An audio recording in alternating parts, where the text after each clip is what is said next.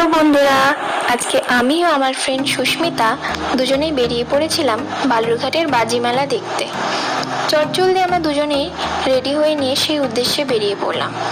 দেখো, কালী পুজোর জন্য কত সুন্দর করে পুরো রাস্তাটাকে সাজিয়েছে। ধীরে ধীরে আমরা পৌঁছে গেলাম বালুরঘাট হাই স্কুল মাঠে, যেখানে অনুষ্ঠিত হয়েছিল এই মেলাটি।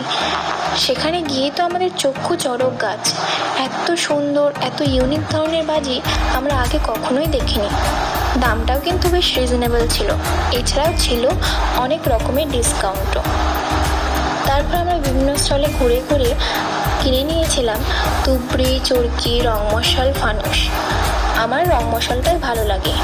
আপনাদের কোন ধরনের বাজি ভালো লাগে কমেন্ট করে জানাবেন। এরপর আমরা ফিরে আসার সময় খেলাম কিছু ফুচকা খাওয়ার পরে বাড়ির উদ্দেশ্যে রওনা হলাম।